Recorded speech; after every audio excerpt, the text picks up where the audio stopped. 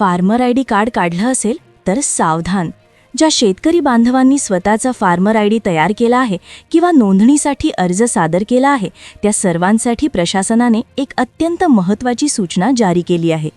शेतकरी आयडीच्या संदर्भात असा एक गैरप्रकार उघडकीस आला आहे, ज्यामुळे सर्वसामान्य शेतकऱ्यांच्या सर्व सरकारी योजना कायमच्या खंडित होऊ शकतात.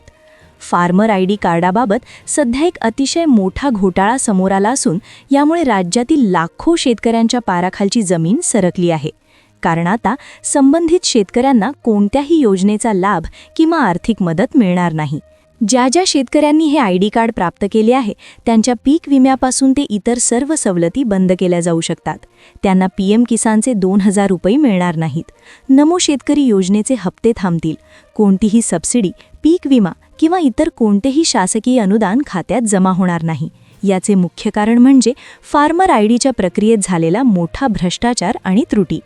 सरकारच्या वतीने या संदर्भात एक अत्यंत तातडीची नोटीस देण्यात आली आहे. बऱ्याच शेतकऱ्यांनी पीक विमा भरण्याची मुदत संपत असल्याने घाईघाईत जाऊन फार्मर आयडी काढला आणि आता ते निवांत बसले आहेत.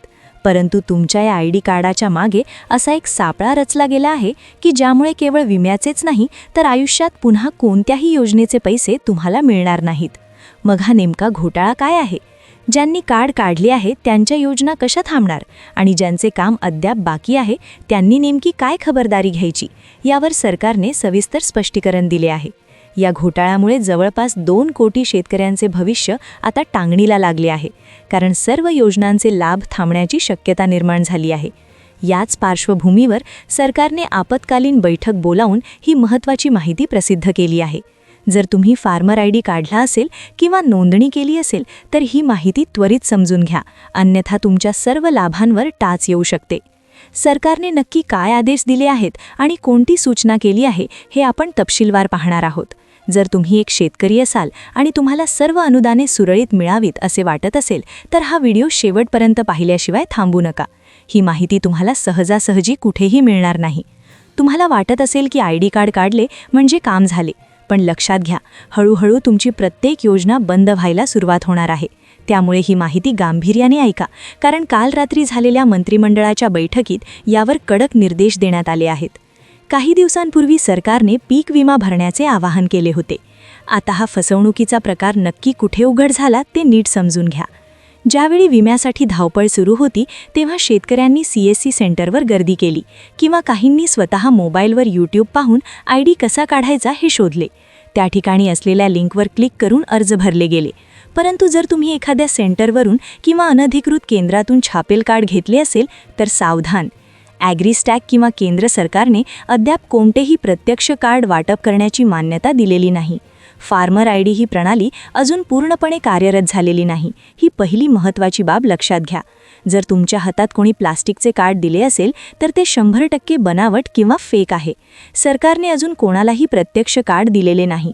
मग तुमचे कार्ड डुप्लिकेट आहे का? पुढची माहिती ऐकल्यावर तुम्हाला धक्का बसेल. पीक विम्याच्या पैशांसोबतच इतर सर्व सरकारी मदत मिळणे कठीण होऊ शकते. आता मुख्य समस्या काय आहे ते पहा. पहिला घोटाळा हा बनावट कार्डांचा आहे. लोकांनी या संधीचा गैरफायदा घेत शेतकऱ्यांच्या घाईचा फायदा घेतला आणि 500,000 रुपये घेऊन बनावट प्लास्टिक कार्डे वाटली. असे कोणतेही कार्ड सरकार मान्य करत नाही. आपण मघाशी पाहिलं की बनावट आयडी कार्डचा बाजार कसा गरम आहे, पण आता मी ज्या मुद्द्यावर बोलणार आहे तो तुमच्या जमिनीचा, तुमच्या 7/12चा आणि तुमच्या हक्काचा आहे. पुढची 2 मिनिटं माझ्याशी जोडून राहा, कारण ही माहिती तुम्हाला तहसील कार्यालयात किंवा CSC सेंटरवर कोणीही इतक्या सविस्तर सांगणार नाही. हा तुमच्या जमिनीचा आणि भविष्यातील सर्व सरकारी अनुदानाचा पाया आहे.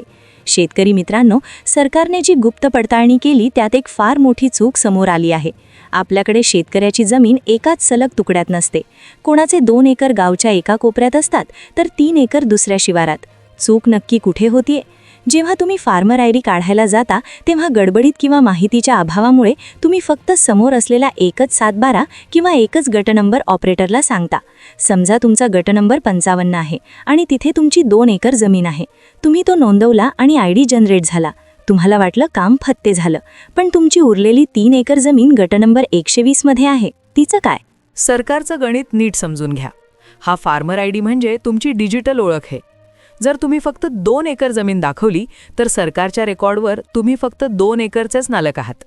उद्या समजा दुष्काळ पडला किंवा अतिवृष्टी झाली आणि सरकारने मदत जाहीर केली, तर ती मदत फक्त त्या नोंदवलेल्या 2 एकरसाठीच येईल. उरलेल्या 3 एकरचा विमा उतरवलेला असला तरी तो बाद होऊ शकतो, कारण तुमच्या आयडीला ती जमीन लिंकच नाही. लक्षात ठेवा, वन फार्मर वन आयडीचा अर्थ असा आहे की तुमच्या नावावर महाराष्ट्रात किंवा देशात कुठेही जमीन असू दे, ती एकाच आयडी खाली दिसली पाहिजे. ती लिंक नसेल तर सरकारला वाटेल ती जमीन दुसऱ्या कुणाची तरी आहे. आता आपण वळूया अशा विषयाकडे जो महाराष्ट्राच्या घराघरात आहे, तो म्हणजे सामायिक सातबारा. एकाच जमिनीवर 3-4 भावांची नावं असतात. इथे काय तांत्रिक संकट आलंय? समजा एका सातबाऱ्यावर राम, लक्ष्मण आणि भरत अशा 3 भावांची नावं आहेत. मोठा भाऊ राम CSC सेंटरवर गेला आणि त्याने स्वतःचा आधार देऊन फार्मर आयडी काढला. सिस्टमने त्याला आयडी दिला, पण जेव्हा लक्ष्मण स्वतःचा आयडी काढायला जातो तेव्हा कम्प्युटर एरर दाखवतो. तो म्हणतो की या जमिनीच्या गटावर आधीच एक आयडी निघाला आहे. हा घोटाळा नाही, ही तांत्रिक मर्यादा आहे.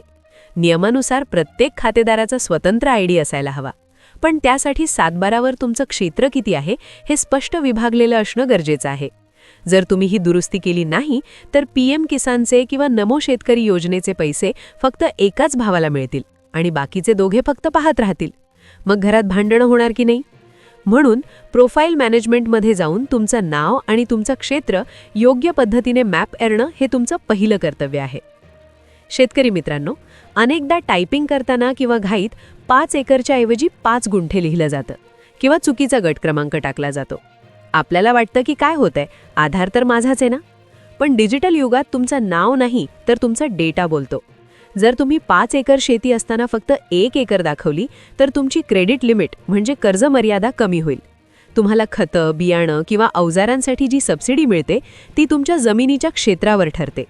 तुम्ही चुकून कमी जमीन दाखवली तर तुमची सबसिडीसुद्धा कमी होणार. आता हे दुरुस्त कसं करायचं?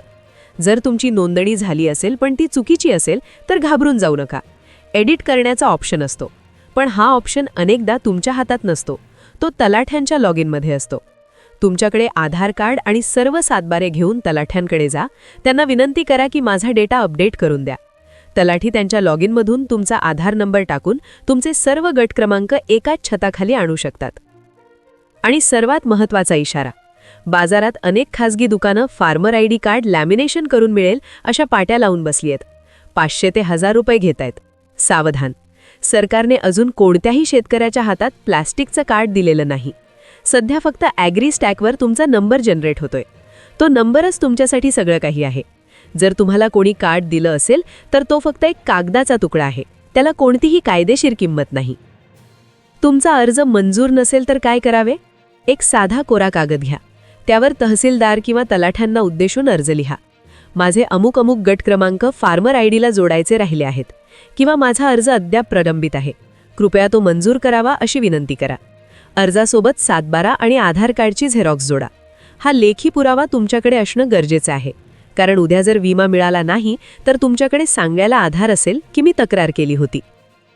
शेतकरी मित्रांनो, तंत्रज्ञान आपल्याला श्रीमंत करण्यासाठी आहे, फसवण्यासाठी नाही. पण आपण जागरूक राहिलो तरच हे शक्य आहे. फार्मर आयडी ही भविष्यातील तुमची सर्वात मोठी ताकद आहे. त्यामुळे आजच आपले सर्व सातबारे तपासा आणि ते एकाच आयडीला लिंक आहेत याची खात्री करा. ही माहिती तुम्हाला कशी वाटली? तुमच्या काही अडचणी असतील, काही प्रश्न असतील तर खाली कमेंट बॉक्समध्ये नक्की विचारा. मी स्वतः त्या वाचून उत्तर देण्याचा प्रयत्न